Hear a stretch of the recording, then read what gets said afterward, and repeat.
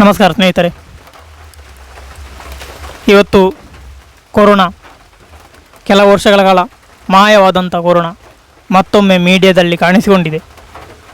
ಬಹುಶಃ ರೋಗ ಶಾರೀರಿಕವಾಗಿ ಬರುವುದಕ್ಕಿಂತ ಹೆಚ್ಚಾಗಿ ಮಾಧ್ಯಮಿಕವಾಗಿ ಮೀಡಿಯಾದಲ್ಲಿ ಹರಡುವಂಥ ಸಾಧ್ಯತೆ ಬಹಳ ಉಂಟು. ಈಗಾಗಲೇ ಹರಡಿ ಸಾಧಾರಣ 1000ದವರೆಗೆ ಆಗಿದೆ. ಆದ ಕಾರಣ ಇನ್ನೂ ಮಾಸ್ಕ್ ಕೂಡ ಹಾಕಲಿಕ್ಕೆ ಮತ್ತು ಸಾಮಾಜಿಕ ಅಂತರ, ಮಳೆಗಾಲ ಬಂದಾಗ ಅಂತರ ಮಾಸ್ಕ್ ಗೀಸ್ಕ್ ಎಲ್ಲವೂ ಬರುವಂಥದ್ದು, ಕಟ್ಟುನಿಟ್ಟಿನ ಕ್ರಮ ಎಲ್ಲವೂ ಇರ್ಬೋದು, ಒಟ್ಟುಗೂಡಿ ನಿಲ್ಲುವಂಥದ್ದು ಇರ್ಬೋದು. ಮತ್ತು ಶಾಲೆ ಕಾಲೇಜುಗಳಿಗೆ ರಜೆ ಕಂಪ್ಲೀಟ್. ಈಗಿನ ಮಕ್ಕಳಿಗೆ ತುಂಬ ಖುಷಿ. ಯಾಕೆಂದರೆ ನಾವೆಲ್ಲ ಹೋಗುವಂಥ ಸಂದರ್ಭದಲ್ಲಿ ಮಳೆ ಇದ್ದರೂ, ದೊಡ್ಡ ಸೆರೆ ಬಂದರೂ, ಎಂಥ ಅಲೆ ಬಂದರೂ, ಸಮುದ್ರನೇ ಬಂದರೂ ಕೂಡ ಈಜಿಕೊಂಡು ನಾವು ಶಾಲೆಗೆ ಹೋಗಬೇಕಿತ್ತು. ಒಂದು ದಿವಸ ರಜೆ ಮಾಡಿದರೆ ಕೈಯನ್ನು ಹೀಗೆ ಹಿಡಿದು ಬೆತ್ತದಲ್ಲಿ ಹೇಗೆ ಬಡಿತಿದ್ರು ಅನ್ನೋದು ನಿಮಗೆಲ್ಲರಿಗೂ ಗೊತ್ತಿರ್ಬೋದು. ಆದರೆ ಈಗಿನ ಮಕ್ಕಳೇ ಕೊರೋನಾ ಬಂತು, ಗಿರೋನಾ ಬಂತು, ಏನಾದರೂ ಒಂದು ಮೀಡಿಯಾದಲ್ಲಿ ಬಂದರೆ ಸಾಕು ರೋಗ, ಶಾಲೆ ಕಂಪ್ಲೀಟ್ ಬಂದು ರಜೆ. 1 ವರ್ಷ ಇನ್ನೊಂದು ವರ್ಷ ಇರ್ಬೋದು, 2 ವರ್ಷ ಇರ್ಬೋದು, ಗೊತ್ತಿಲ್ಲ ಬಹುಶಃ. ಆದರೆ ಬಹಳ ಜಾಗ್ರತೆ ವಹಿಸಿ. ಯಾಕಂದರೆ ಆಸ್ಪತ್ರೆಗಳಿಗೆ ಹೋಗುವಂಥ ಸಂದರ್ಭದಲ್ಲಿ ಜಾಸ್ತಿಯಾಗಿ ಜಾಗ್ರತೆ ವಹಿಸಿ. ಕೊರೋನಾ ನಮ್ಮ ದೇಹಕ್ಕೆ ಬರೋದಕ್ಕಿಂತಲೂ ಹೆಚ್ಚಾಗಿ ನಮ್ಮ ಪರ್ಸಿನೊಳಗಡೆ ಬಂದರೆ ಮತ್ತೆ ಅದರಲ್ಲಿ ಹಣ ಎಲ್ಲ ಖಾಲಿ ಮಾಡ್ಬೋದು, ಹೇಳಲಿಕ್ಕಾಗೋದಿಲ್ಲ. ಅದಕ್ಕೋಸ್ಕರ ಆಸ್ಪತ್ರೆಗೆ ಹೋಗುವಂಥ ಸಂದರ್ಭ ಆದಷ್ಟು ಆಯುರ್ವೇದಿಕ್ ಮೆಡಿಸಿನ್ ಮಾಡಿ. ಸರ್ವರೋಗಕ್ಕೂ ವೈರಸ್ಸು ಬ್ಯಾಕ್ಟೀರಿಯಾ ಕಿಲ್ಲರ್ ಇರುವುದೇ ಆಯುರ್ವೇದಿಕ್ ಮೆಡಿಸಿನಲ್ಲಿ. ಇಂಗ್ಲೀಷಲ್ಲಿ ಅದಕ್ಕೆ ಬಹುಶಃ ವೈರಸ್ ಕಿಲ್ಲರ್ಗಳಿಲ್ಲ. ಯಾಕೆಂದರೆ ಅದು ಬೇರೆ ಬೇರೆ ರೀತಿಯ ರೂಪಾಂತರ ಆಗುವ ಕಾರಣ ಈ ವೈರಸ್ ವ್ಯಾಕ್ಸಿನ್ಗಳೆಲ್ಲ ಅದು ವೇಸ್ಟ್. ಅದಕ್ಕೋಸ್ಕರ ಆಯುರ್ವೇದಿಕ್ ಮಾಡಿ. ಯಾವ ರೂಪಾಂತರಕ್ಕೂ ಒಂದೇ ಒಂದು ಔಷಧಿ ವೈರಸ್ ಕಿಲ್ಲರ್ ಇರೋದು ಆಯುರ್ವೇದಿಕಲ್ಲಿ. ಆದಷ್ಟು ಆಯುರ್ವೇದಿಕ್ ಮಾಡಿ ಕೊರೋನಾ ನಿರ್ಮೂಲ ಆಗ್ತದೆ. ಮತ್ತು ಭಯಪಟ್ಟು ಮೀಡಿಯಾದಲ್ಲಿ ನೋಡಿ ಭಯಪಟ್ಟು ಇನ್ನು ಹಾಗೆ ಆಯಿತು ಹೀಗೆ ಆಯಿತು ಮನೆಯಲ್ಲಿ ಕ್ವಾರಂಟೈನಲ್ಲಿ ಕೂತ್ಕೊಳ್ಳೋದು, ಇದೊಂದು ತುಂಬ ಕಷ್ಟದ ಕೆಲಸ ಅಂತ ಹೇಳ್ಬೋದು. ಬಹುಶಃ ಎಲ್ಲರೂ ವ್ಯಾಕ್ಸಿನ್ ಆದವರೇ. ಆದರೆ ಮತ್ತೊಮ್ಮೆ ಕೊರೋನಾ ಬಂತು. ಆ ವ್ಯಾಕ್ಸಿನ್ ಇದ್ದರೂ ಕೂಡ ಅದು ಎಷ್ಟೋ ವರ್ಷಗಳ ಕಾಲ ವ್ಯಾಕ್ಸಿನ್ ಹಾಕಿದರೆ ಅದು ಮತ್ತೆ ಕೊರೋನಾ ಬರಲ್ಲ. ಯಾಕೆಂದರೆ ಅದು ಬಂದರೂ ಕೂಡ ಅದು ಹೋಗ್ತದೆ. ಆದರೆ ವ್ಯಾಕ್ಸಿನ್ ಹಾಕಿದ ಮೇಲೂ ಕೂಡ ಜನರು ಈ ರೋಗದಲ್ಲಿ ಸಾಯ್ತಾ ಇದ್ದಾರೆ ಅಂದರೆ ಅದರಲ್ಲೇನೋ ಕುತಂತ್ರ ಇರ್ಬೋದು. ವ್ಯಾಕ್ಸಿನಲ್ಲಿ ಕುತಂತ್ರ ಇರ್ಬೋದು, ಅಥವಾ ಕೊರೋನಾದ ರೋಗದಲ್ಲಿ ಕುತಂತ್ರ ಇರ್ಬೋದು, ಮೆಡಿಸಿನಲ್ಲಿ ಕುತಂತ್ರ ಇರ್ಬೋದು, ಬಹುಶಃ ಹೇಳಲಿಕ್ಕೆ ಆಗೋದಿಲ್ಲ. ಅದಕ್ಕೋಸ್ಕರ ಆದಷ್ಟು ದೊಡ್ಡ ಹಾಸ್ಪಿಟಲ್ಗೆ ಹೋಗೋದನ್ನು ಅವಾಯ್ಡ್ ಮಾಡಿ. ಯಾಕಂದರೆ ಆದಷ್ಟು ಆಯುರ್ವೇದಿಕ್ ಔಷಧಿಯಲ್ಲಿ ಸಣ್ಣ ಪ್ರಮಾಣದ ಶೀತ ಇರುವಾಗಲೇ ನೀವು ಹೋದರೆ ಆಯಿತು.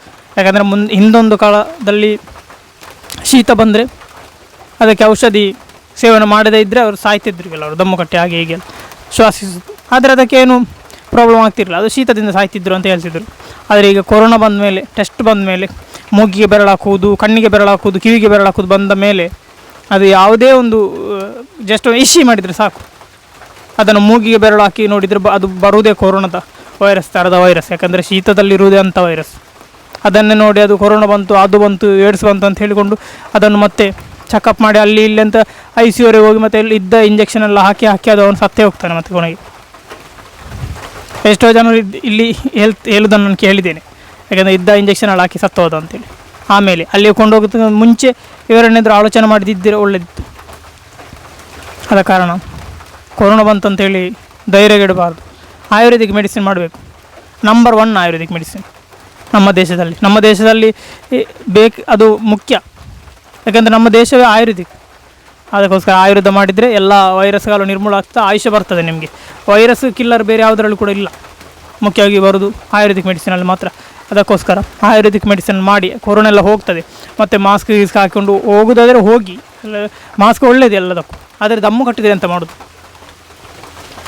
ಹೀಗೆ ಶ್ವಾಸಿಸೋದೇ ಕಷ್ಟ, ಬಾಯಲ್ಲೆಲ್ಲ ಹೇ ಅಂತ ಮಾಡಿ ಶ್ವಾಸಿಸೋದು.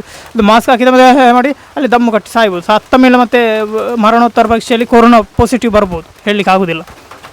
ಅದಕ್ಕೋಸ್ಕರ ಆದಷ್ಟು ಜಾಗ್ರತೆ ವಹಿಸಿ. ಮಳೆಗಾಲದಲ್ಲಿ ಈ ಶೀತ ಬರ್ತದೆ. ಶೀತ ಕೊರೋನಾ ಬಂತಂದರೆ ಅರ್ಥ ಅದು.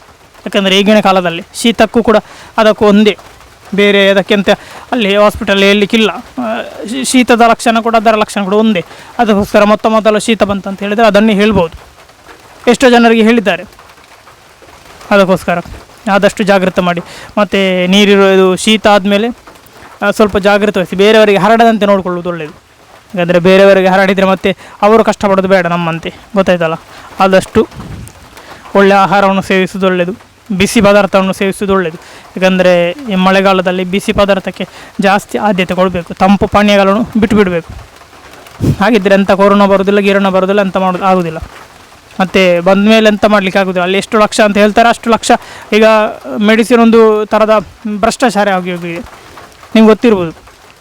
ಮೆಡಿಕಲ್ ಒಂದು ದೊಡ್ಡ ಭ್ರಷ್ಟಾಚಾರ. ಅಲ್ಲಿ ಮೆಡಿಕಲ್ಗೆ ದೊಡ್ಡ ದೊಡ್ಡ ಹಾಸ್ಪಿಟಲ್ಗೆ ಹೋದವರು ರಿಟರ್ನ್ ಬರುವಾಗ ಹೆಚ್ಚಾಗಿ ಹೆಣಗಳೇ ಬರೋದು.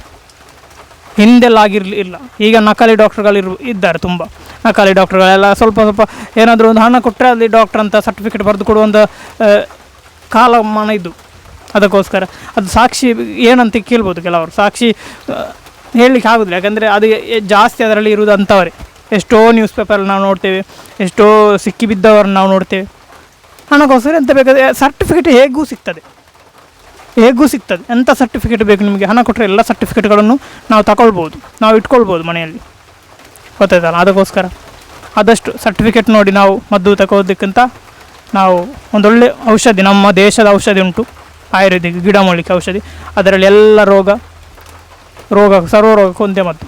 ಅದನ್ನು ಮಾಡಿ ಸೇಫ್ ಆಗಿರಿ. ಧನ್ಯವಾದಗಳು.